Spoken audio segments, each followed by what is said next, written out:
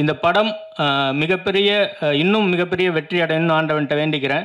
இந்த படத்தை ஏதாவது குறை இருந்தால் தனிப்பட்ட முறையில் இணை துணை உதவி இயக்குனர்கள் என் நண்பர்கள் என்னிடம் தனிப்பட்ட முறையில் சொல்லுங்கள். நிறைய இருக்குது. இந்த படம் மக்கள்கிட்ட நல்ல விதமாக போய் சேரணும், மக்கள் வந்து பார்க்கணுன்னா பத்திரிக்கை முன்னாடி உங்கள் கருத்தை பதிவு பண்ணிக்கோங்க. அது படத்துக்கு மேலும் வலு சேர்க்கும். ஆனால் ஒரு விஷயம் சொன்னார் சுரேஷ், வந்து நீங்கள் கவனிச்சிருப்பீங்கன்னு நினைக்கிறேன். ரிலீஸ் ரெகுலேஷன் வந்துட்டு அது என்ன ப்ராப்ளம் என்னென்னா, ஒரு தேட்டரில் வந்து 3 படம் 2 படம் வைக்கிறதுக்கு தான், அந்த ஃப்ளெக்ஸ் வைக்கிறதுக்கு தான் இடம் இருக்குண்ணே. 11 படம் ரிலீஸ் ஆகுது. அப்போது 11 படத்துடைய ஃப்ளெக்ஸ் போகுது, 11 படத்துடைய போஸ்டர் போகுது, அதுக்கான ப்ளோப் போகுது, எல்லா மெட்டீரியலும் ப்ரொடியூசர்ஸ் கொடுக்குறோம் நம்ம. நான் உதாரணத்துக்கு நான் பாடியில் ஒரு தேட்டர் போகுதுன்னா, நம்ம படம் தேட்டரில் இருக்குது, பெரிய க்ரௌட் இருக்குது. 2 படம் தேட்டர்லேயே இல்லை, ஷோ பிரேக்கு. அந்த படத்துக்கு வந்து ஃப்ளெக்ஸ் இருக்குது, நம்ம படத்துக்கு ஃப்ளெக்ஸ் இல்லை. நான் மாயாஜாலில் படம் பார்த்துட்டு ஃபுல் க்ரௌடு, அதில் பார்த்துட்டு நைட்டு 12:45 நான் பாடி போய் அந்த ஃப்ரெண்டு ஒருத்தர் ஃபோன் பண்ணுறாரு, இங்கே க்ரௌடாக இருக்குது கொஞ்சம் வாங்க அப்படின்ட்டு. போனால் நம்ம படத்து ஃப்ளெக்ஸ் எதுவுமே இல்லை. நான் தேட்டருக்காரவங்க கிட்ட கேட்குறேன், ஏங்க என் படத்து ஃப்ளெக்ஸ் வரல, இவ்வளோ க்ரௌட் இருக்குது அப்படின்னு சொல்கிறேன். அந்த படங்களில் போகுது, அது ஸ்க்ரீனில் இப்போ போகுதுன்னா, சார் இங்கே இருக்க க்ரௌடெல்லாம் உங்கள் படத்துக்கு வந்தது, இதே அளவு க்ரௌடு நேற்று வந்துச்சு சார் அப்படின்னு. அப்போ இந்த ஃப்ளெக்ஸை வச்சுருந்தா இன்னும் வந்து இந்த படம் இந்த தேட்டரில் இருக்குங்கிற ஒரு குறைஞ்சபட்ச ஒரு ஞாபகமாவது மக்களுக்கு வரும், தேட்டருக்கு வர்றதுக்கு அது இயல்பாக இருக்குமே. அப்படிங்கும்போது சார் இங்கே 2 நீங்கள் பார்த்தீங்க 3 ஃப்ளெக்ஸ் தான் வைக்க முடியும், 11 ஃப்ளெக்ஸ் வந்து இங்கே கிடக்கு, நான் எந்த ஃப்ளெக்ஸ் வைக்கிறது அப்படிங்கிற ஒரு அந்த மாதிரி ஒரு சூழ்நிலை இருக்குன்னு. அதே மாதிரி நம்ம வந்து கியூபுக்கு பணம் கட்டுறதெல்லாம் பார்த்தீங்கன்னா எல்லாரும் பணம் கட்டிடுறோம். ஆனால் எல்லாருக்கும் ஒரு ஷோ கிடைக்கிது. தேட்டர் பிடிக்கிறதுல அவ்வளோ காம்படிஷன் இருக்குது. இதனால் தயாரிப்பாளர்கள் மிகப்பெரிய கஷ்டத்தை சந்திக்கிறாங்க. ஒரு வரமுறை இல்லாமல் இருக்குன்னு. ஒரு குறைஞ்சபட்சம் ஒரு 20 நாளைக்கு முன்னாடியாவது ஒரு ரிலீஸ் தேதியை அறிவிக்கணும். அப்போ தான் வந்து ஓகே இந்த படம்லாம் வருது, நம்ம அடுத்து தள்ளி வரலான் இருக்கும். ரிலீஸ் தேதி எல்லாரும் 1 மாதத்துக்கு முன்னாடி அறிவித்து நம்ம மிகப்பெரிய ஒரு விளம்பரத்தை செஞ்சு மக்கள்கிட்ட கொண்டு போய் சேர்க்கும் போது பார்த்தீங்கன்னா ரிலீஸ்க்கு 2 நாளைக்கு முன்னாடி ஒரு 2 படத்தை கொண்டாந்து புகுத்துறாங்க. ஸோ இது மாதிரியான ஒரு செயல் வந்து ஒட்டுமொத்த இண்டஸ்ட்ரியை அழிச்சிரும். இந்த தயாரிப்பாளர்கள் நல்லா இருந்தால் மட்டும்தான் நம் இயக்குநர்கள் நல்லா இருக்க முடியும். தயாரிப்பாளர்களும் இயக்குநர்களும் நல்லா இருந்தால் தான் ஒட்டுமொத்த துறையுமே நல்லா இருக்க முடியும். அதனால் இது எல்லாத்துக்கும் ஒரு கட்டுப்பாடு வேணும்னு. அதே மாதிரி ஒரு தேட்டரில் ஒரு படம் ஹிட் ஆச்சு, அது கலெக்ஷன் ஆகுதுன்னா முதல்லாம் வந்து 5 தேட்டர் இருக்குன்னா 3 தேட்டரை கொடுத்துருவாங்க, 2 தேட்டரை மற்ற படங்களுக்கெல்லாம் கொஞ்சம் பிரித்து கொடுப்பாங்க. இப்போ 5 தேட்டர் இருக்குன்னா 5 தேட்டரையும் அந்த படத்தை கொடுத்துட்டு மீதி தேட்டர்லாம் தூக்கிலம் போட்டுறாங்க, உயிரோட கொண்டுறாங்க. இந்த உலகத்தில் எல்லாருக்கும் வாழ்றதுக்கு தானே உலகம். இந்த தேட்டரில் என்ன ஒருத்தர் மட்டும் தான் உட்காரணும், வேறு யாரும் உட்காரக்கூடாது அப்படின்னு ஒரு தேட்டரை ஒருத்தர் மட்டும் ஆக்கிரமம் பண்ணுறது நியாயமா? அது ஜனநாயகமா? ஒட்டுமொத்த திரையரங்கும் ஒருத்தனே ஆக்கிரமம் பண்ணால் அது ஜனநாயக படுகொலை இல்லையா? நீ முதல் போட்டுருக்கன்னா நீ மற்றவங்களாம் என்ன போடுறான்? தயாரிப்பாளர் சங்கத்தில் பொறுப்பில் இருக்கக்கூடிய ஆட்களே இதை செய்கிறாங்க. 2 நாளைக்கு முன்னாடி ஒரு படத்தை கொண்டு வந்து வச்சுட்டு மாலில் இந்த படத்துக்கு கொடுக்காத இந்த படத்துக்கு கொடுன்ற பேரை சொல்கிறதுக்கு எவ்வளோ நேரம் ஆகும்? சூழ்நிலை வரும் நிச்சயமாக. எனக்கு எந்த பயம் கிடையாதுங்க, உங்களுக்கு எல்லாருக்கும் தெரியும். சினிமா துறையில் இருக்கக்கூடிய தயாரிப்பாளர் அத்தனை பேருக்கும் தெரியும். எந்த நேரத்தில் எப்போ எப்படி தோல் உரிக்கணுங்கிறத நிச்சயமாக செய்வேன். அமைதியாக இருக்குன்னு மட்டும் நினச்சிக்காதீங்க. இது ஏன் படத்துக்காக பேசலை. அதே மாதிரி பத்திரிக்கை நண்பர்கள் உங்கள் கூட இருக்கிறது உண்மையான பத்திரிகையாளர்களா போலி பத்திரிகையாளர்களான்னு நீங்கள் தான் அடையாளம் காட்டணும். இதை பிஆர்ஓ சங்கமும் இயக்குனர் முதல்ல தயாரிப்பாளர் சங்கம், இயக்குனர் சங்கம், அதுக்கடுத்து பிஆர்ஓ சங்கம், இந்த 3 சங்கமும் உண்மையான பத்திரிகையாளர்களுக்கு இங்கே வந்து அவங்களுடைய கௌரவம் பறிக்கப்படுது, அவங்களுடைய அங்கீகாரம் பறிக்கப்படுது. போலியான பத்திரிகையாளர், போலியான ஊடக யூடியூப்பாளர் இவங்க வந்து நல்ல படத்தையும் காசு வாங்கிட்டு தவறாக எழுதுகிறாங்க. இது ஏன் படத்தை மட்டும் இல்லை, இன்னும் சில படங்களையும் நிறைய நான் காரணம் காட்ட முடியும். இது வந்து ஒரு முதல் போடுறவங்களுக்கு தான் அதோட வழி தெரியும்.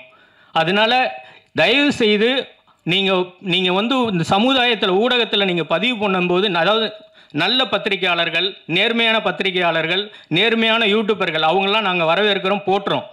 ஆனால் அவங்க சாயல்லையே அதே மாதிரி எல்லாத்துலேயும் ஒரு போலி இருக்கும். ஒரு வயலில் வந்து நெல் விளையுதுன்னா அதில் களையும் இருக்கும். அந்த மாதிரி எல்லா துறையிலும் இருக்காங்க, அது இங்கேயும் இருக்காங்க. அது களையெடுக்க வேணுன்றது தான் என்னுடைய கோரிக்கையாக வச்சுக்கிறேன். தயாரிப்பாளர் சங்கம், இயக்குனர் சங்கம் அண்டு பிஆர்ஓ சங்கம், மக்கள் தொடர்பாளர் சங்கம், இந்த 3 பேரும் சேர்ந்து போலியான நிருபர்களை, போலியான ஆட்களை களையெடுத்துட்டா நல்ல அந்த துறை வந்து இன்னும் செழிப்பாக விளையும். அவங்க நேர்மையானவங்களுக்கு இன்னும் போற்றப்படுவாங்க. அப்படிங்கிறது தான் என்னுடைய தாழ்மையான ஒரு வேண்டுதலை வச்சுக்கிறேன். திரையரங்கு உரிமையாளர்களுக்கு நான் வந்து திரையரங்கு உரிமையாளர்களும், தயாரிப்பாளர் சங்கம், இயக்குனர் சங்கம், நடிகர் சங்கம், திரையரங்கு விநியோகஸ்தர்கள் சங்கம், திரையரங்கு உரிமையாளர்கள் இவங்க எல்லாரும் சேர்ந்து அண்ணனுடைய இதில் வந்து ஆர்கே செல்வம் என்ன இதை முன்னெடுக்கணும். ஏன்னா அவங்க தான் இன்றைக்கி வலிமையான ஒரு இடத்துல இருக்காங்க. பெப்சிங்கிற ஒரு அமைப்பாக இருக்கட்டும், இயக்குனர் சங்கத்தில் ஒரு பொறுப்பாக இருக்கட்டும், எல்லாத்துலேயும் ரொம்ப ரொம்ப தெளிவாக இந்த துறையை எப்படி வழி நடத்தணும், எங்கே எப்படி பண்ணணும், காய் நகர்த்தணுங்கிறது ரொம்ப தெளிவாக பண்ணிக்கிட்டு இருக்காங்க அண்ணா. அதனால தான் இந்த மேடையை நான் பயன்படுத்திக்கிறேன். அண்ணன் இங்கே வந்து படம் ரிலீஸ் பண்ணுறதில்ல நான் மட்டும் இல்லைண்ணே, ஒட்டுமொத்த டைரக்டரும் பாதிக்கப்படுறாங்க. ஒவ்வொருத்தரும் பல வருஷம் போராடி ஒரு படத்தை ஒரு ப்ரொடியூசரை கூப்பிட்டு வந்து படம் எடுக்கிறாங்க. அப்படி படம் எடுத்து தேட்டருக்கு கொண்டு போகும்போது அங்கே ஒரு காம்ப்ளெக்ஸ், இன்றைக்கி நீங்கள் ஞாயிற்றுக்கிழமை பார்த்தீங்கன்னா ஒட்டுமொத்த தேட்டர்லேயும் தலைவன் தலைவி. அப்போ இங்கே யாரும் வாழவே கூடாதுங்கிற மாதிரி தான் ஒரு சூழ்நிலை இருக்குது. நீ போடு 16 ஸ்க்ரீன் மாயாஜாலில் இருக்குன்னா ஒரு 2 ஸ்க்ரீனாவது கொடு. 16 ஸ்க்ரீன் இருக்குது, 2 மற்ற படத்துக்கு கொடுக்கக்கூடாது, ஒரு வருஷம் கொடு. அது நைட்டு கொண்டு போய் கொடுக்குறது 10:30 மணிக்கு ஞாயிற்றுக்கிழமை நைட்டு 10:30 மணிக்கு போய் படம் பார்த்துட்டு வீட்டில் போய் 2-3 மணிக்கு படுத்துட்டு காலைல ஆஃபீஸ் போக முடியுமா? ஸ்கூலுக்கு அனுப்ப முடியுமா பிள்ளைங்கள? டாப் உச்ச நட்சத்திரம் இருக்க நடிகர்கள் படத்துக்கு காத்திருந்து பார்ப்பாங்க. அதிகாலையில் 9 மணிக்கு கொடுக்குறது. பிள்ளைங்களை ஸ்கூலுக்கு கொண்டு விட்டுக்கிட்டு இருப்பானா? இங்கே வந்து இருக்கிற புதுமுக ஹீரோக்கள் படங்களை வந்து அதெல்லாம் 80ஓட முடிஞ்சு போச்சு, 90 முடிஞ்சு போச்சு, 2000 அண்ணன் காலமெல்லாம் பொற்காலம் அது. அன்னைக்கெல்லாம் ஸ்கூலுக்கு பிள்ளைங்களை வந்து பைக்கட்டை எடுத்து கொடுத்து போங்கடான்னு அனுப்பிச்சி விட்ருவாங்க. இன்றைக்கி அதுக்கு ஒரு வேலையாக எடுத்து கொண்டு போய் ஸ்கூலில் விட்டுட்டு வர வேண்டியது இருக்குது. அதில் ஒரு 2 மணி நேரம் போகுது. அந்த நேரத்தில் நீ ஷோ கொடுக்குற. அந்த நேரத்தில் ஒரு ரஜினி சார் படத்தை கொடு, விஜய் சார் படத்தை கொடு, அஜித் சார் படத்தை கொடு, இல்லை அதுக்கு கீழே இருக்க எத்தனை ஹீரோ இருக்காங்க அவங்க படத்தை கொடு. புதுமுக ஹீரோக்களுக்கும் புதுமுக டைரக்டருங்களுக்கும் ஏன் அப்படி வஞ்சகம் பண்ணுறீங்க? ஜனநாயகங்கிறது எல்லாத்துக்குள்ளது தானே. திரையரங்கு உரிமையாளர்கிட்ட தாழ்மையாக ஒரு கோரிக்கை வச்சுக்கிறோம். நாங்கள் இங்கே வந்து ஃப்ளெக்ஸு எங்களுக்கு ஓசியாக கிடைக்கல, போஸ்டர் ஓசியாக கிடைக்கல, ஃப்ளோப் ஓசியாக கிடைக்கல, எல்லா மெட்டீரியலும் உங்களுக்கு கொடுக்குறோம். நீங்கள் தப்பு செய்கிறீங்கன்னு சொல்ல, உங்கள் நிர்வாகத்தில் இருக்கிறவங்கள கண்காணிக்க முடியாது எங்களால். நானோ என் நண்பர்களோ ஒரு 2 தேட்டருக்கு போகிறோம், 3 தேட்டருக்கு போகிறோம், ஏன் ஃப்ளெக்ஸ் வைக்கல, ஏன் போஸ்ட் ஓட்டலை, ஏன் ஸ்டாண்டிஸ் கொடுத்தனே, ஏன் வைக்கலன்னு நான் கேட்க முடியுது. ஒட்டுமொத்த 100 தேட்டரில் ரிலீஸ் ஆகுதுன்னா 100 தேட்டருக்கு எப்படி போக முடியும்? அப்போ அந்த நிர்வாகம் கொடுத்த மெட்டீரியலில் நம்மக்கிட்ட இருக்க வேலையாட்கள் கரெக்டாக அந்த படத்தை கொண்டு போய் சேர்த்துருக்காங்களா? ஏன்னா நீங்கள் கொடுத்த மெட்டீரியல் ஒட்டினா தான் மக்கள் பார்வைக்கு அது வரும். மக்கள் இந்த படம் தேட்டரில் இருக்குது நம்ம போய் பார்க்கணுங்கிற எண்ணம் வரும். அப்படி ஒரு அடையாளமே இல்லை அப்படின்னா எப்படி மக்கள் தேட்டருக்கு வருவாங்க?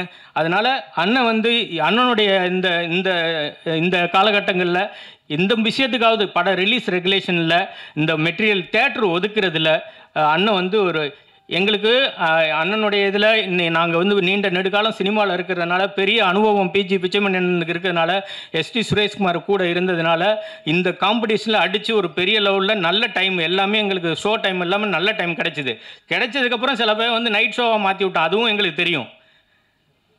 ஸோ எத்தனை பேருக்கு இந்த சப்போர்ட் கிடைக்கும்? ஒரு பிச்சைமணி அண்ணன் மாதிரி ஒரு எஸ்டி சுரேஷ்குமார் சப்போர்ட் எத்தனை டைரக்டர் கிடைக்கும், எத்தனை ப்ரொடியூசர் கிடைக்கும்? எங்கே பார்த்தாலும் நான் அந்த ப்ரொமோஷன் பண்ணுறேன், இந்த ப்ரொமோஷன் பண்ணுறேன், அத்தனை லட்சத்தை கொடு, இத்தனை லட்சத்தை கொடு, அங்கே ப்ரொமோஷன் பண்ண கடைசியில் தேட்டருக்கு டிக்கெட் எடுக்க எத்தனை பேர் வராங்கங்கிறது. ஸோ எல்லா பக்கமும் இதை வந்து ஒரு சரி வரமுறைப்படுத்தலைன்னா சினிமா நம்ம கண்ணு முன்னாடியே அழியக்கூடிய சூழ்நிலையில் இருக்குன்னு. நீங்கள் தூக்கி வளர்த்து நீங்கள் வளர்த்த இந்த சினிமா, நீங்கள் கொடுத்த வெற்றி, இந்த மக்களை ஈர்த்து கட்டி போட்டு வச்சுருந்த இந்த சினிமாவை காப்பாற்ற வேண்டிய பொறுப்பு அண்ணனுக்கும் பேரரசு சார் நிர்வாகத்தில் இருக்க எல்லாருக்கும் சார் அரவிந்த் சாருக்கு எல்லாருக்கும் இருக்குது. தயவுசெய்து சரி பண்ணி கொடுங்கன்னு இந்த கோரிக்கை வச்சுக்கிறேன்.